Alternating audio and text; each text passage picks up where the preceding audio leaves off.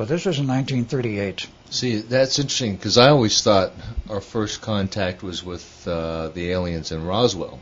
No. But you're saying we had it way before then. Way before. The earliest first contact goes back to 1908. Wow. That's another story. Yeah. But and what I'm trying to figure out, though, is you said that the reason for Roosevelt to use remote viewing was well, I haven't gotten to that point yet. Okay, you're the going to issue, wrap it up. I have to give you the rest of the story, and then you'll see what the issue was. Okay. The reason, well, first of all, Roosevelt was all in favor of it, the military was in favor of it, and so forth. And they offered this industry, and Roosevelt approved of the idea. Then he went to the military advisors, as he goes to all of his advisors. The military advisors consider it, and they say to Roosevelt, thumbs down. Why? He says, look, we don't know that they're going to give us everything they know. They may hold something back on us. And he says, with something like this where we still don't know what it may all involve, he said they could put themselves in a position of being able to control us. Who is the K group again? Kondrashkin, I don't even know where they're from. Is it the Draco people? No, it's not Draco, we're separate. Kondrashkin. Kondrashkin, yeah, that's the name I was given. Okay. Duncan remembers the name for some reason also. Mm-hmm. But so Roosevelt ultimately turned them down. And he says, well, they said to Roosevelt, says, if you don't want our proposition, that's okay. He said, there's nothing else we can do, and they disappeared into the woodwork. I mean, they just vanished. Well, the intelligence community at that point was very concerned about a bunch of aliens running around on Earth in the United States or wherever they may be. How do we find them? Are they still here or did they leave? They pose a potential threat. Well, Roosevelt agreed. And none of the intelligence people who tried to find out where they had gone could find out anything, whatever. I mean, they literally disappeared off the face of the earth. Maybe they did actually take off. I don't know the answer to that. But it's because of that literally the suggestion when it was made to Harry Bennett about using psychics, that's when they latched on the idea of using psychics for espionage and for remote viewing. And, of course, that program took very well as a result of this K group problem where they couldn't find them. And whether they ever found them after that or not, I don't know. But the thing was established quite well that you can use psychics properly trained for espionage, for, as they originally viewed it at that time and proved it, they could start a fire in a filing cabinet 3,000 miles away and burn up somebody's records. And they were trying to entice them into doing more overt actions than that, like namely psychically killing at a distance. And what I understand, the Psych Corps says, we won't do that. You already got your own people to do that. We won't do it. We want to have no part in that. Oh, well, if you listen to any of the remote viewers on the radio today, they'll say that there's no way you can psychically influence, I believe that's what they call it, another. Oh, boy. Tell me another one, huh? Really? Well, I mean, do you have first-hand experience? Of course you can. There was another program,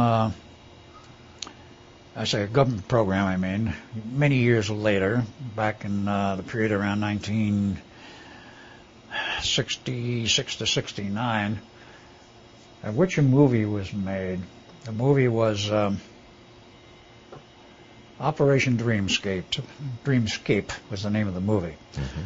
It mimicked and told the story of a real project called Operation Dreamscan.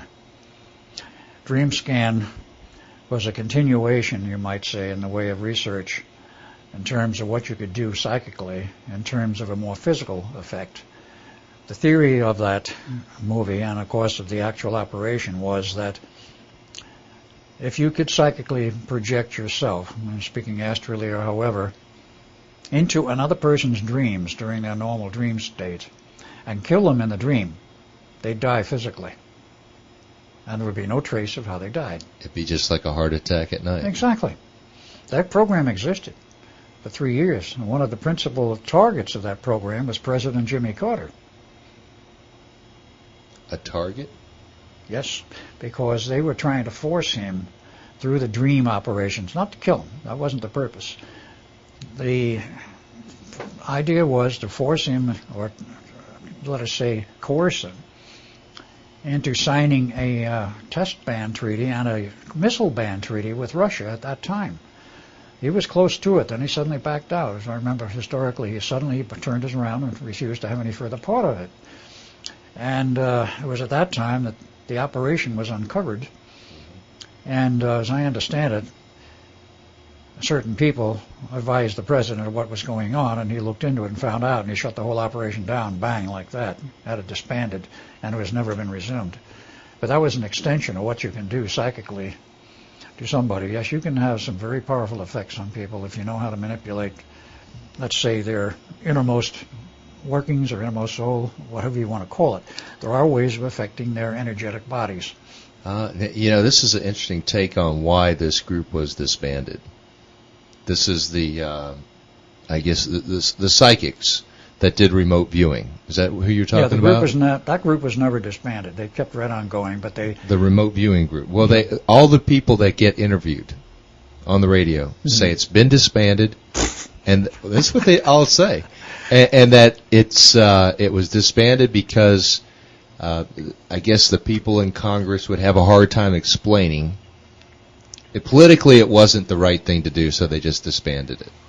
Politically, it wasn't the right thing to do. Well, let us say, in terms of today's parlance, it might not have been politically correct to admit to such an operation, but believe me, it is still ongoing. That's what I can't believe, that if there's something that effective, they would just let it go. And there are many other levels now of, let us say, psychic operations ongoing, which have nothing to do other than the fact that they use similar techniques with the original Psych Corps. This original Psych Corps still exists, but you also have had set up Army remote viewers with Army training schools.